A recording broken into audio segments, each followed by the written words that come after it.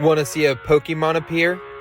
Today's video is going to be a little bit different. I am not going to be doing one drawing in 4 styles, but one drawing in 2 styles. The reason I am doing this video is to teach you how to do an effect. So for the left side, I'm going to do the regular Pokemon, and this is Deoxys. This is a Gen 3 Pokemon, and there's 4 different forms to Deoxys. And then on the right side of the drawing, I'm going to do one effect and teach you guys how to do that effect. So if you are wanting more how to draw videos, just let me know in the comments because I read every comment. I'm thinking of doing a how-to series where each video I start with one half regular and then the other half an effect. So then I can teach you guys like the drip effect or the x-ray or the pixel, whatever you guys may want, because I'm here to teach you. I want to help you guys progress so you guys can draw like a legend too. So the reason I picked Deoxys was, first off, he's a cool Pokemon. But secondly, orange inverted is blue and blue inverted is orange. So for the inverted style, all I would have to do is flip-flop the colors. Now that doesn't seem too hard to me.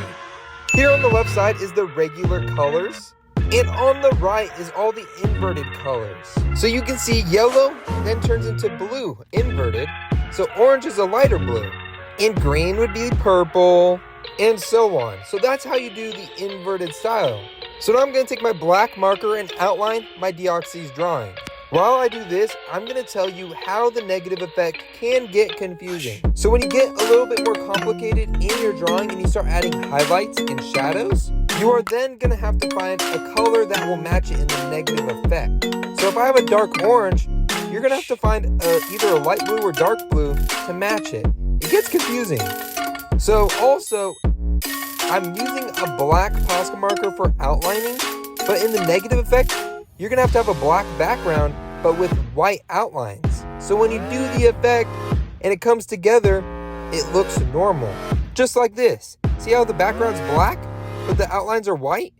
Alright guys, let's see if we learned anything today. So now that we've looked at the color wheel and we looked at the phone's inverted effect, we know that the orange parts are supposed to be a blue, and then the blue parts are supposed to be orange. So when I used my phone to check the inverted style, I looked at all my blues and I found that this blue matched the best.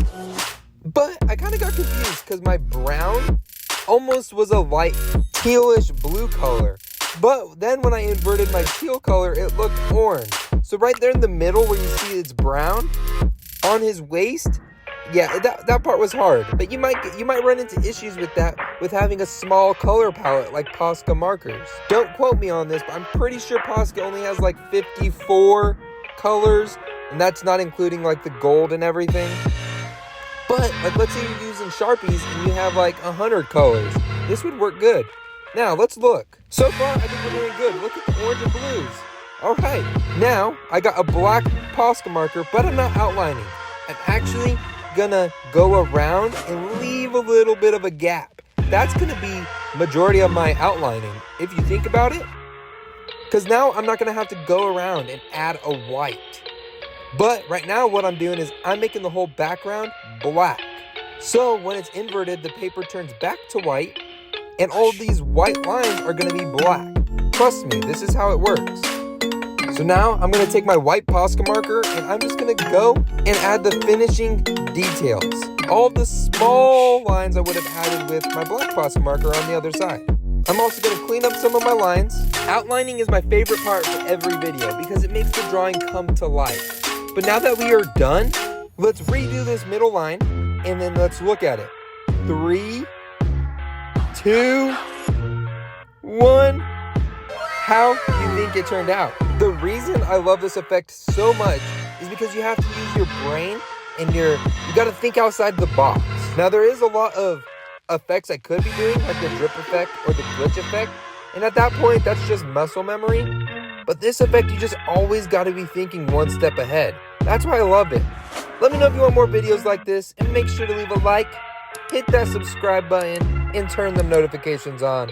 Bye guys!